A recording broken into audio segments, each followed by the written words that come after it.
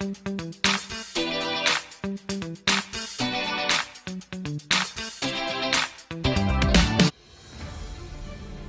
semuanya, selamat datang di channel KoningTube. Kali ini saya akan membahas tentang 8 fakta Gunung Krakatau beserta mitos menarik letusan dahsyatnya jadi tahun ke-8 di bumi. Gunung Krakatau adalah salah satu gunung aktif di Indonesia. Ternyata gunung ini memiliki mitos dan juga fakta menarik lainnya.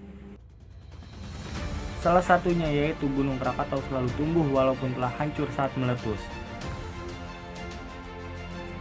Gunung yang meletus pada tahun 1883 ini telah memiliki anak yang dinamakan dengan anak Gunung Krakatau, yang tumbuh hingga 230 meter di atas permukaan laut, serta beberapa fakta lainnya yang dimiliki oleh gunung yang berada di Selat Sunda ini.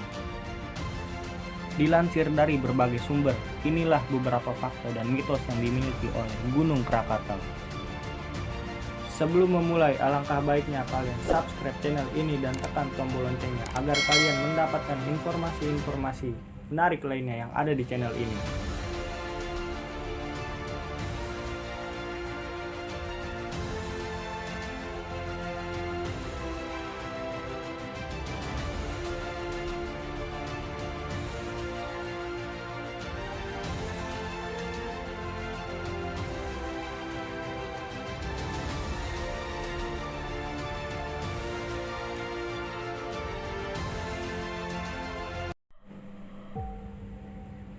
Merupakan gunung purba.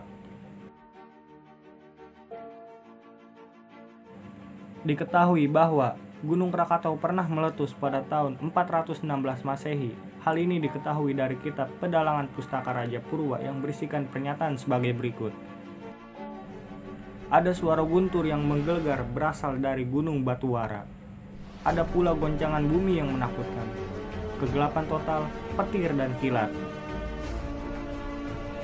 Kemudian datanglah badai angin dan hujan yang mengerikan, dan seluruh badai menggelapkan seluruh dunia. Sebuah banjir besar datang dari Gunung Batuwara, mengalir ke timur menuju Gunung Kamula. Ketika air menenggelamkannya, Pulau Jawa terpisah menjadi dua, menciptakan Pulau Sumatera. Menurut pakar geologi bernama Baron George Escher dan beberapa para ahli lainnya yang menyatakan bahwa kejadian yang diceritakan dalam kitab Pedalangan Pustaka Raja Purwa merupakan kejadian yang berasal dari letusan Gunung Krakatau purba pada tahun 416 Masehi lalu. Hilangnya kerajaan dan timbul wabah penyakit. Akibat letusan yang dahsyat tersebut, banyak kerajaan yang ikut menghilang. Letusan Gunung Krakatau bertanggung jawab atas hilangnya kejayaan dari Persia purba. Selain itu juga termutasinya kerajaan Romawi ke kerajaan Bizantium, berakhirnya peradaban Arab Selatan, punahnya kota besar Maya dan Tikal, serta jatuhnya peradaban Asia di Amerika Selatan yang penuh dengan teka-teki. Bukan hanya kerajaan saja, Gunung Krakatau juga disinyalir bertanggung jawab atas terjadinya wabah sampar atau pes di muka bumi ini karena suhu bumi yang menurun. Wabah sampar merupakan wabah penyakit yang menular dengan memakan banyak korban hingga penduduk di muka bumi ini berkurang banyak sekali. Semua hal tersebut dibuktikan dengan adanya ledakan Krakatau yang terjadi selama 10 hari lamanya. Ledakan tersebut mencapai kecepatan muntahan lahar hingga 1 juta ton per detik.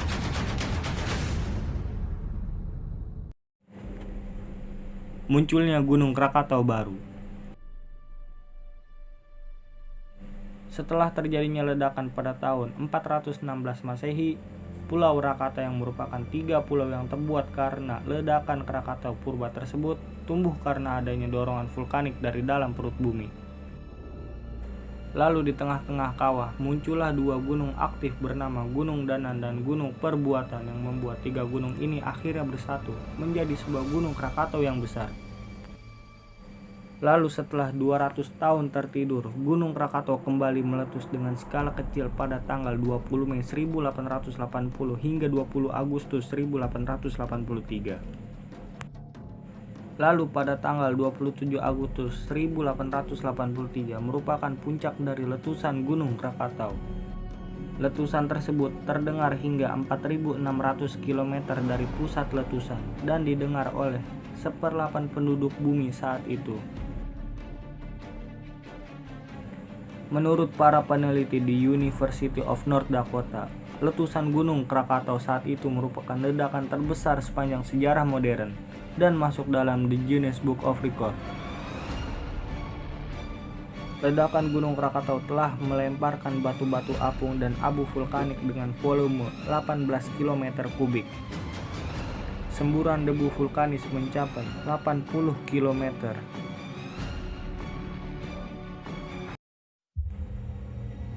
Munculnya anak Krakatau.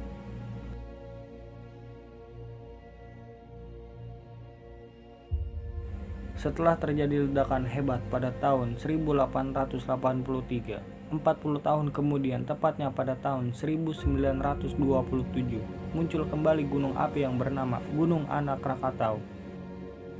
Gunung ini selalu melakukan pertumbuhan setiap tahunnya dengan kecepatan pertumbuhan setinggi 0,5 meter atau 20 inci per bulan. Dan setiap tahunnya akan menjadi lebih tinggi sekitar 6 meter atau 20 kaki hingga 12 meter atau 40 kaki. Pada akhirnya membuat gunung ini tumbuh hingga 230 meter di atas permukaan laut dengan pertumbuhan sejak 80 tahun yang lalu hingga tahun 2010. Lalu pada tahun 2018, anak Gunung Krakatau melakukan letusan kembali yang membuat tubuh dari gunung tersebut longsor dan membuat sebuah dataran. Walaupun begitu, diketahui bahwa gunung tersebut tumbuh kembali. Hal ini dikarenakan material yang keluar dari perut gunung yang membuat Gunung Krakatau tumbuh. Tak ada yang tahu pasti kapan Gunung Krakatau akan melakukan letusan hebat kembali.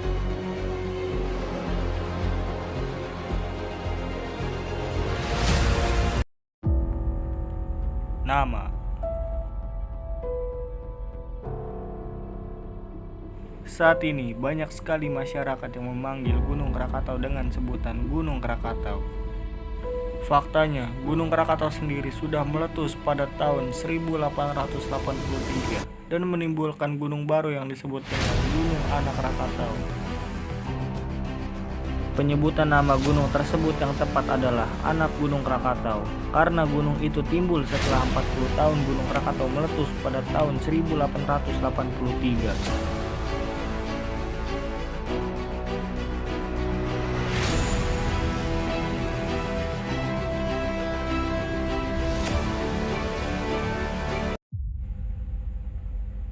Tumbuh di dasar laut.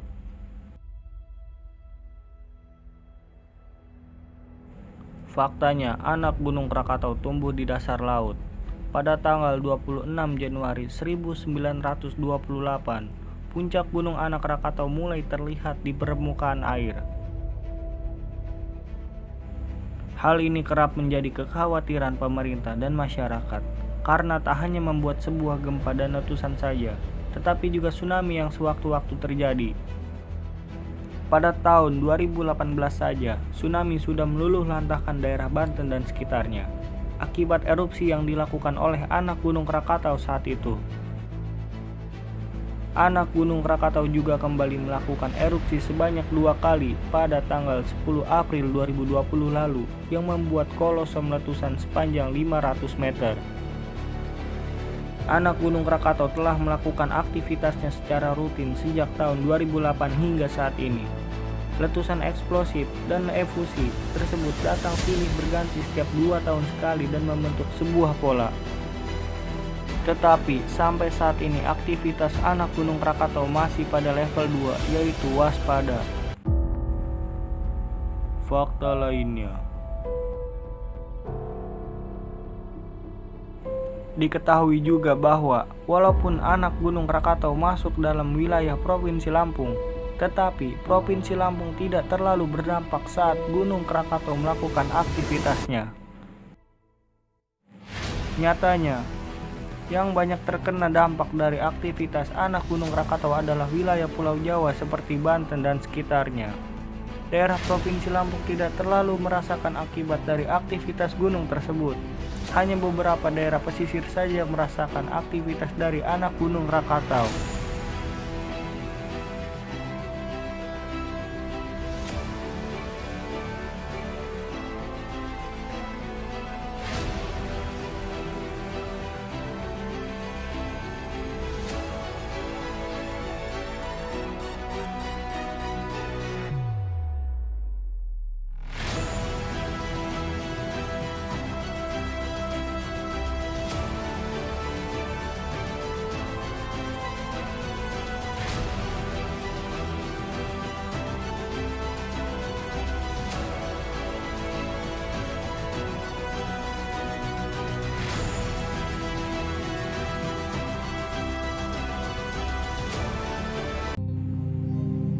Mitos Gunung Krakatau.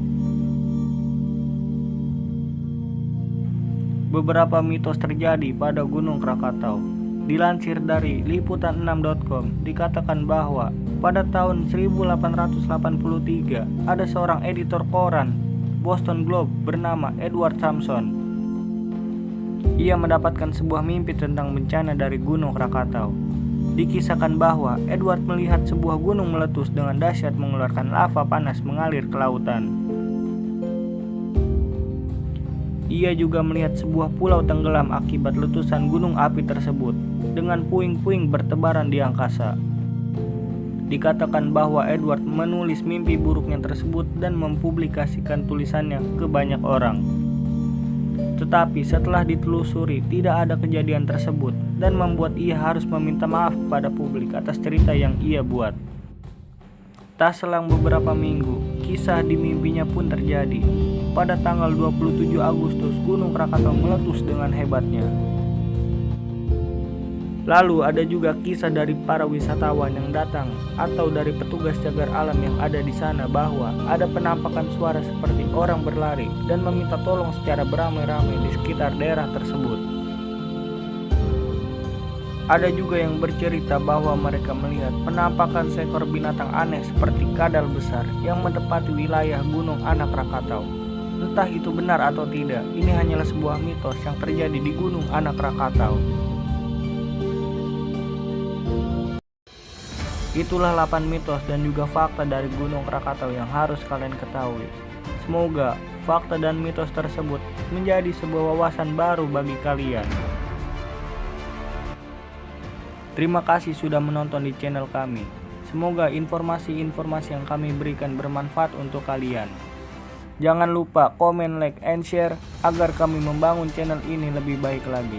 Dan tunggulah informasi serta video menarik di channel Cloning Tube. Terima kasih.